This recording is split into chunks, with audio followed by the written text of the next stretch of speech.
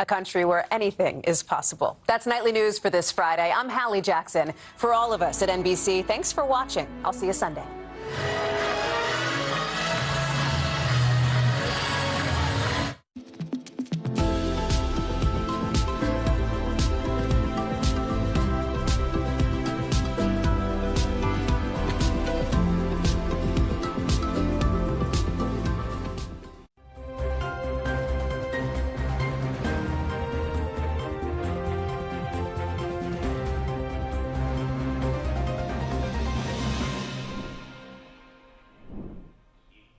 Half a day, I'm Mitsuki Hirayama. You're watching KUAM News Weekend Edition. Thanks for joining us. Well, after 7 grueling weeks pushed to the edge physically, mentally, and tactically, 9 law enforcement officers stand on the brink of transformation. The Special Operations Response Team's 3rd training cycle is coming to a close, but not before one final test of endurance, precision, and brotherhood, where only the strongest survive. Jonigan Charfis takes you inside the final days of a program that forges Guam's elite responders.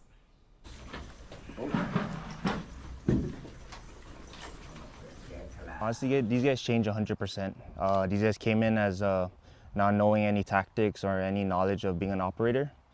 So at the end of the cycle, I guarantee these guys are full-blown operators, better for their agency and also better for the community of Guam. For 9 officers from the Department of Corrections, Guam Customs and Quarantine, and the Marshals, the final days of Special Operations Response Team's 3rd cycle came down to one mission: prove they were ready. After 7 grueling weeks of physical, mental, and tactical training, the candidates moved into tactical tracking, learning how to read the jungle, follow signs, and work as one when seconds matter. It's a skill and tools that in the event you need to look for either a suspect or even maybe a missing person. It teaches you the tools and techniques you will need to do in order to find and locate a person.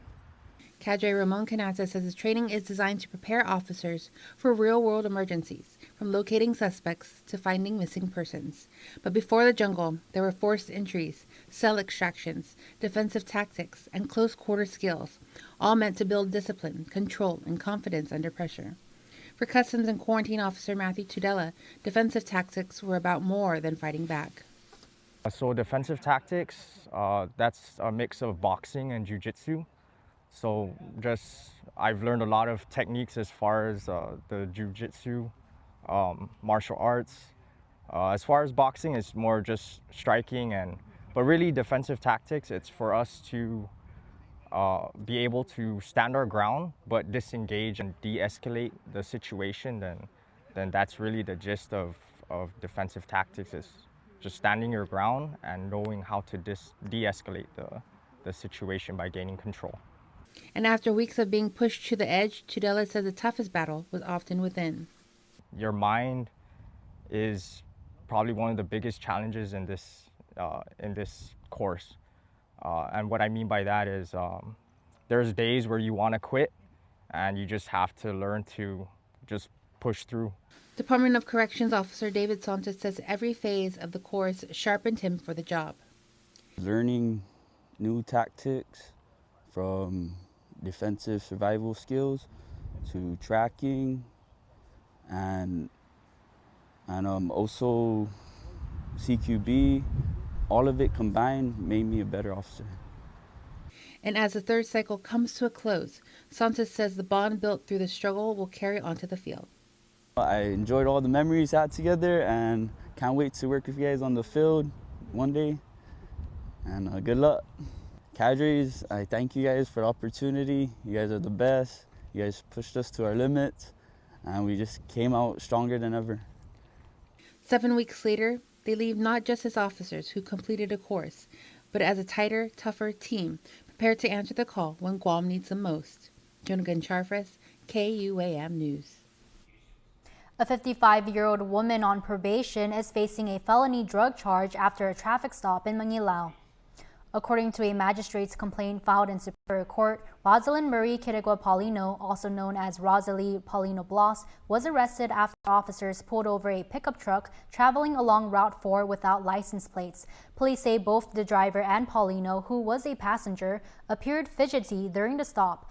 After the driver consented to a search, officers found 2 glass pipes and a damp sunglasses case containing a sponge with burn marks, indicators police say of recent use. Authorities conducted a field test which returned a presumptive positive for suspected meth. While the driver denied ownership, Paulino admitted the pipes belonged to her. She is now charged with possession of a Schedule II controlled substance as a third-degree felony. A 23-year-old man is facing multiple charges after allegedly threatening utility workers with a machete in Dededo. According to court documents, Wonder Moses is charged with terrorizing as a third-degree felony, harassment as a petty misdemeanor, and public drunkenness. Police say officers responded around 9 in the morning on April 25th after receiving reports that GTA workers were being threatened while conducting repairs. 2 workers told officers a man began yelling at them and pointing in their direction before going back to his home and returning with a machete. The suspect allegedly pointed the weapon at the workers, prompting them to call police. Officers later found Moses leaning against a wall surrounded by empty beer cans. Authorities noted he had slurred speech, bloodshot eyes, and appeared unsteady. He was taken into custody for safety. The case has been filed in Superior Court. The Filipino community of Guam is turning a long-standing vision into reality with the groundbreaking of a new bench project at Ipoh Beach Park last weekend. Junigan Charfis has more. At Ipoh Beach Park Amphitheater, a vision more than a decade in the making is finally taking shape. A project rooted in community, culture, and connection. What started back in 2015 as an idea from former President Nita Baldovino is now becoming reality. Brought to life under the leadership of current President Edna Rebenon and a team determined to give back to the island, Acting Governor Joshua Tenorio. Nita actually is the godmother of Ipoh because in every single improvement project, she's been the one pushing. She pushed the Rotary Club of Guam, she pushed the FCG, she pushes different community groups because this really is one of the treasures of Guam. The Filipino community of Guam Bench Project will add 36 concrete benches, each designed with Lattystone-inspired elements, creating a welcoming space for families, performances, and community gatherings. This project is about more than just seating. It's about building a legacy. I'm directing and we'll provide the resources to make sure that the pavilion is painted and repaired, because we don't want to be in Chamorro, right? You don't want to be Mamalaw. You have a new thing in the yard that we're looking at something that's not so nice. So we will do that together, and we have a vision. Nita and I talked for many moments, many years. This pavilion is a symbol of friendship and love between the Chamorro and Filipino people, between all the people of Guam, all the Guamanians. This is a place that many communities come together to enjoy, and this is one of the treasures of the island. Organizers say each bench will also serve as a symbol of community support, with families, businesses, and organizations able to sponsor a bench and leave their mark on a space meant for everyone. From a simple idea to a lasting addition to one of Guam's most beloved parks, this project reflects the power of collaboration and the spirit of Inafamalik. A place to sit, a place to gather, and a place to remember what community truly means. Jonigan Charfres, KUAM News. Stick around, we have more coming up on Weekend Edition. You're watching KUAM. Guam is coming back, stronger every day. And this Mother's Day, it's time to celebrate her. Something beautiful, something that makes her smile, something just for her. Because Mom's gonna love this. Kmart Guam, right here with you. Don't need a work break, keep the smile on your face. The moments you can't replay, and I'll be around. Whoa. You can count on me. You can count on me for life. Wherever life takes you, we're always here for you. Calvo's Insurance. Count on us for life. Hafide Guam, I'm Jason Salas, joined here at Ukadu High, the home of the Bulldogs, and the school is having an absolutely fantastic year and putting a cap on this, right? Because we got finals coming up, we got prom coming up, we got graduation coming up. Ukadu, Bulldogs, stand up because one of your own, Sergeant Major Vince Santiago, chosen as the Marine Corps Junior ROTC Instructor of the Year nationally. Wow. Sergeant Major, congratulations to you. Thank you, Jason. I would say very well deserved. very well earned, but I've known you well enough and I've done enough interviews with you, and you would always say you're deflecting this. You're like, it's not about you, it's about the team, it's about the battalion, it's about the program that you guys have created here. It is. First and foremost, right, it's definitely humbling. You know, I do things not for the accolades, right? I do things because the students, you know, they feed off the energy, and they're the ones who are rewarded in the end, right? The amount of effort we put in to what we do in our profession. The other thing I would also say is, you know, our thoughts and our prayers are with the families, not only here on our island, but also on our neighboring islands of Saipan and Tinian, and our prayers are with you. With typhoons, Sanaku, you know, the rebuild and getting the islands back to where it should be.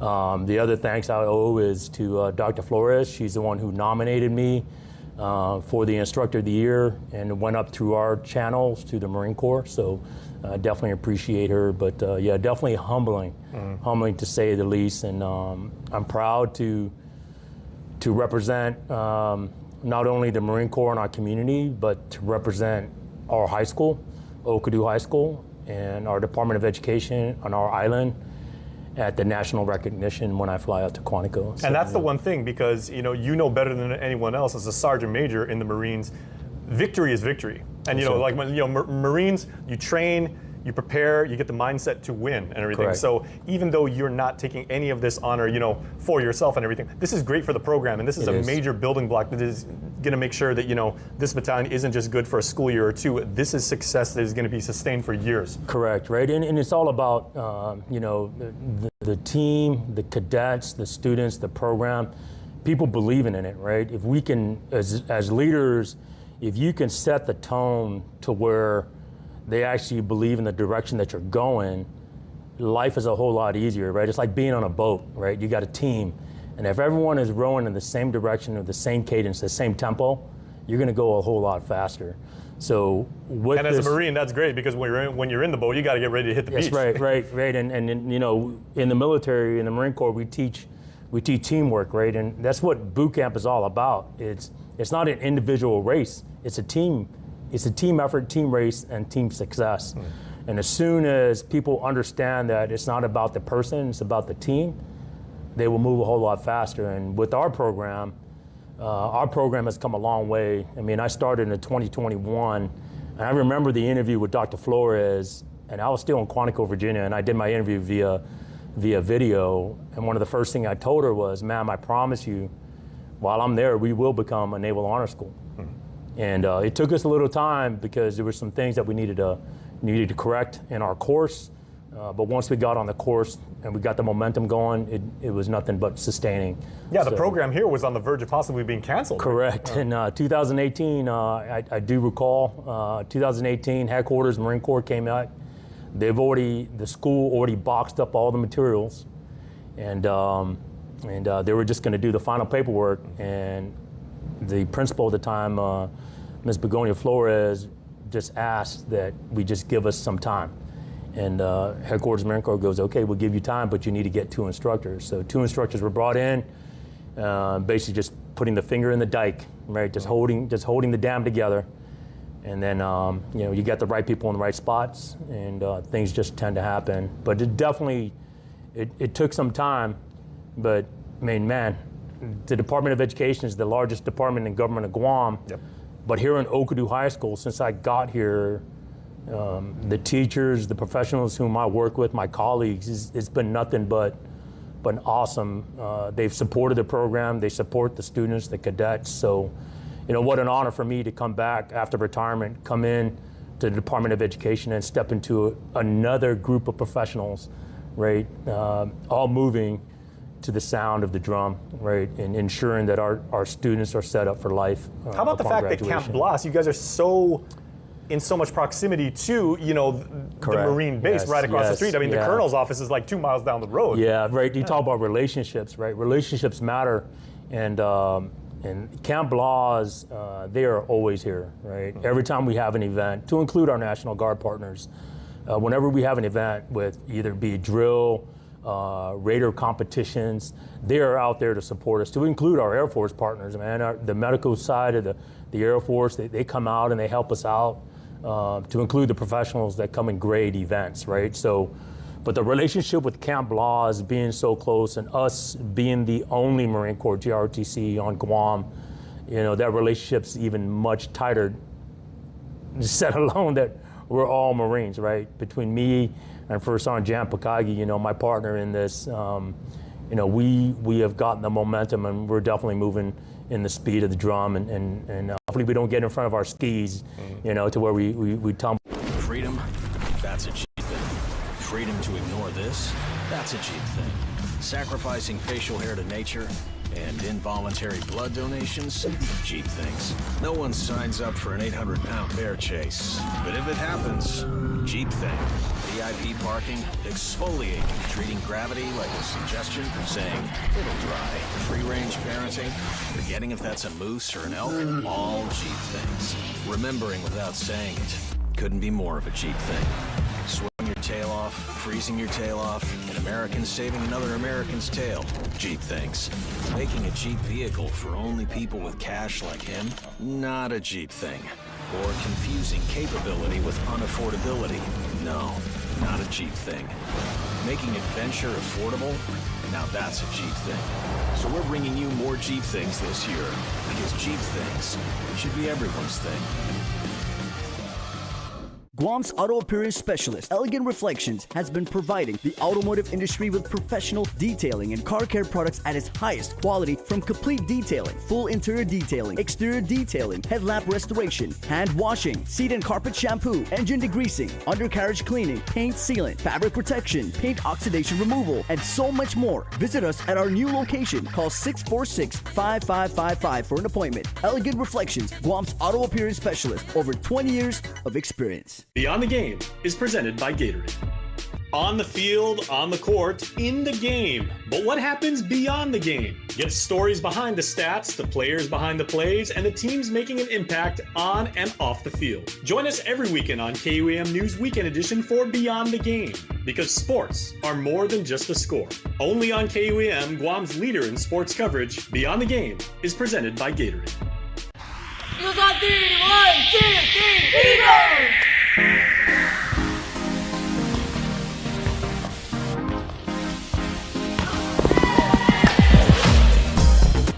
All right, everybody, we are here in Barragata at the home of the Eagles. We are here at Harvest. We have Hayden, Ruby, and Caden, three of the Eagles. Harvest is, I've been saying this for years and years and years, their volleyball program is really, really dominant. They've had a good basketball program, but Caden, at its core, this has always been a soccer school. Yes, it has. Okay, so let's take a walk at literally, because we have such a beautiful facility here at Harvest. And first of all, I remember when I was talking to you before the school year started, when you were training in the States, this season is just loaded with talent. There's so many teams out here that are gonna vie for the championship. So as a senior leader, what do you do to get your team ready and to get you guys on the same page and at your peak? Yeah, that's a great question. I'd say just at the start of the season, we all knew coming into it, it was going to be really competitive. And we just sat down as a team and we were mentally, physically, in all the ways that we're preparing for the season, we just have to be in it 100% with giving it all that we have.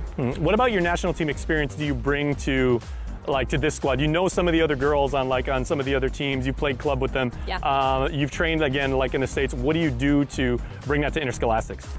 I'd say it starts with having that friendship with a lot of people on other teams. It starts with friendship, but it's also, I know how to prepare against other teams a little bit with just knowing how they play and growing up with them a little bit. And then also, I've learned a lot with nationals about leadership and about what it takes for a team to, because any team can have talent, but to have a team that knows how to work together, that knows how to stay positive, it just kind of changes the game.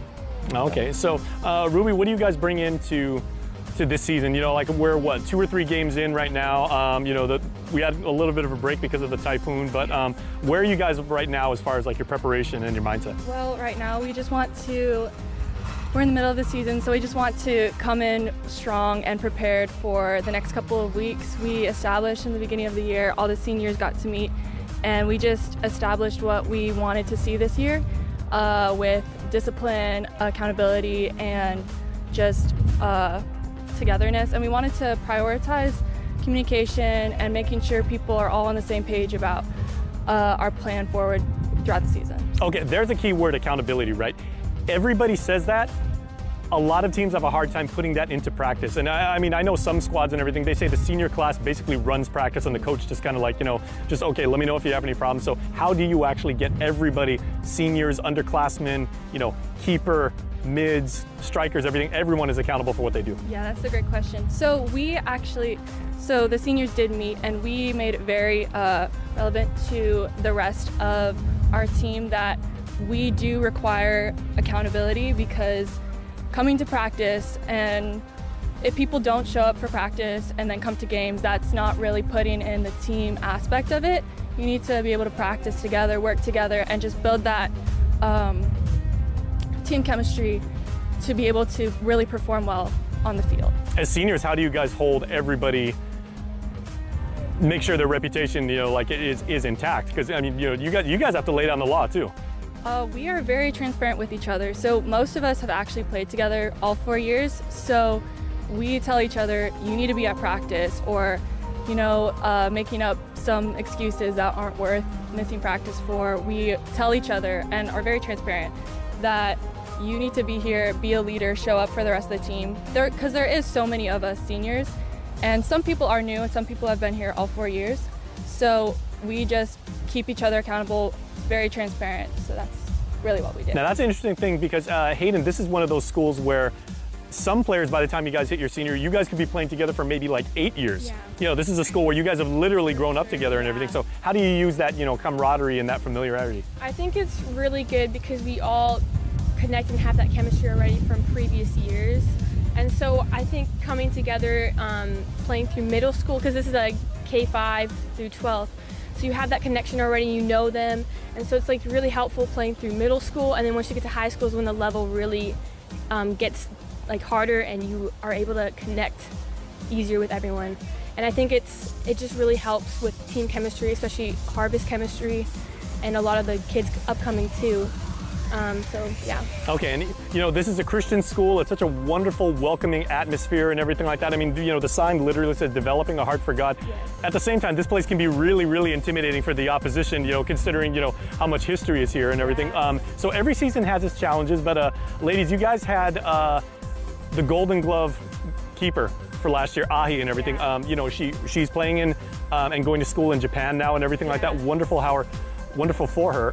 How do you guys replace her, and how do you guys move on and stay with the plan? Yeah, it was really hard losing Ahe. She was a really good keeper for us, but we have a few keepers upcoming as well, including a new freshman, Kaylin, and she's been really good for our team, and I think a good replacement. But we definitely do miss Ahe, but yeah, I think we're doing good. Good keeper and everything. You guys have good keepers when they're freshmen here. Yeah. You guys are very, very, very, very good in that regard. Okay, so Hayden, what should people know about the spirit of this year's team? Because there's always the schools that, again, they can come in on reputation alone. The JFKs, the St. John's, the academies. Notre Dame's got its gravitas and everything. How do you actually say, we're Harvest? We know who we are and everything like that, and we're gonna give you a really, really good game. Yeah. So I know for the seniors, this year feels really important, and it feels like we're on the edge of something we've been working for a really long time. Coming into our freshman year, we had a really strong senior group as well, and I know for me personally, it kind of relied heavily on their talent, that I was just like, oh, we'll get far enough with them. They're really good. We had like Olivia Haddock, Gabby Moser, we had some all-star players on our team. And just a theme I've noticed over the past couple of years is if we're not willing to show up and show out, we're not going to get the results that we want. Our team, we have talent, but we're not no team can win off talent alone. I said that earlier, and I mean it. But coming into a season where maybe there's teams with bigger reputations, we're coming in with the mindset of if you want to underestimate us, that's okay, because we know who we are as a team, and we know what we stand for. And that's a fantastic point. And how hard we're going to work for the season. We feel, I feel really confidently in my team. Confident in a good sense, I know we have the ability to win, but we do have to work for it. Beyond the Game is presented by Gatorade. On the field, on the court, in the game. But what happens beyond the game? Get stories behind the stats, the players behind the plays, and the teams making an impact on and off the field. Join us every weekend on KUAM News Weekend Edition for Beyond the Game. Because sports are more than just a score. Only on KUAM, Guam's leader in sports coverage, Beyond the Game is presented by Gatorade. Now, for a limited time, get our largest pizza at our lowest price. Just $9.99 for our classic New York-style pizza. It's 30% larger than our large, and at only $9.99 for carryout. Don't wait. Order now at your Island Pizza Hut. And now here's your Cold Stone Creamery Birthday Club shout-out sent to us on KUAM.com. Okay, everybody, we got your weekend birthday shout-outs, and on Saturday, Kristen Sablon. Having you in our life is a gift. May you receive all the love. Happy birthday, number 13, pretty girl, with lots of hugs and kisses from your family, and they all say, God bless you. Want to wish your special someone a happy birthday? Just click the QR code here on your screen or email birthdayclub@KUAM.com. That's going to do it for us here on Weekend Edition. Visit KUAM.com or follow us at KUAM News on social media for the latest news. For now, I'm Mitsuki Hirayama. Have a safe evening.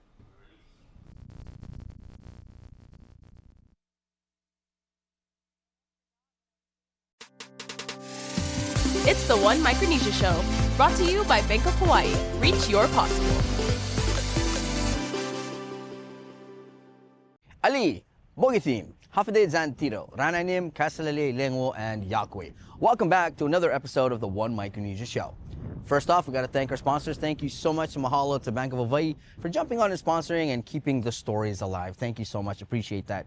All right, so let's get to our episode. First up, we talked to the president of the Student Body Association at FBLG Middle School, Hayden John Grumo. Check it out. Leadership doesn't always wait for adulthood. Sometimes it rises early, shaped by culture, community, and challenges that demand a voice. For Hayden John Grumo, that voice has been years in the making. At a very young age, I knew I loved helping people. I knew that, I had a big heart, and I knew that I always wanted to, one day make it big and make a difference in the world. So I think, just holding that hope and, always having that dream of making a difference and helping people really does tie in. And from a very young age, I knew that one day I wanted to have some sort of leadership role, or I wanted to be able to contribute to my community and just give back to people. So I think that's really when I realized that I wanted to be a leader. Born and raised on Guam with proud Yapese roots, Hayden grew up grounded in tradition, carrying with him the values of respect, service, and responsibility. Values that would eventually guide him into leadership roles as a Student Body Association president and the National Junior Honor Society chapter president at FBLG. Being raised here on Guam, but still having my Yapese roots running deep within me, I take what we're accustomed to in the culture, I take our values, our values of family, the importance of being there for one another and helping out people when it's needed and always being ready to answer the call. So I think that's really how my Yapese roots are able to tie into the way I lead and the leadership that I exhibit. But for Hayden, leadership isn't about titles, it's about purpose. For me, leadership truly means that, we need to deliver results in a timely manner. But to me, the more important aspect of leadership is that we need to be able to keep our word. We need to be able to be held accountable, making sure to stick with our word and, transparency when becoming a leader and when we are showing leadership. So that's basically what leadership means to me. At a young age, he discovered his calling to serve. A calling shaped not by just his upbringing, but by the realities faced by the students around him. Because for Hayden and his fellow classmates, middle school didn't look the way it was supposed to. No hallways to walk through, no campus to call their own. In a letter he wrote as he prepares to leave middle school behind, Hayden describes his journey as a new chapter in the same book. A powerful reminder that while times move forward, some challenges remain unchanged. As a new chapter in the same book, and really what I really try to emphasize within that phrase is just, just the whole situation that's going on with our Northern District schools right now. As we go through, as I went through middle school, I always had the hope that one day we would be back at our home campus. So my first year in middle school, we weren't able to, I didn't think too much about it. I had hope for the future. Then my 7th grade year, the second year came rolling around, and we still didn't receive as promising results, but I said, you know what, I'm gonna keep my last bit of hope for my 8th grade year. But it is unfortunate that, you know, I'm going to be promoting into high school in less than a month, and, you know, we are unfortunately still in the situation that we're in right now. We're still in the double sessioning situation. At the end of the day, we're still not fully back at our home campuses. For years, students have heard the same promise: we will get you home. Yet for many, like Hayden, that promise has yet to become a reality. I have never had a full instructional day at the campus. Of course, you know, I've seen the campus, I've passed by, I've seen what the campus would have looked like, but, you know, having like a walk through the halls, you know, seeing what the classrooms look like, I never really had that opportunity, which is sad, you know, because when future generations ask me, you know, oh, how was FB, you know, where was this classroom at, how big was our gym, you know, they're gonna ask about these little things, and, you know, it's just gonna be hard for me to really answer them, because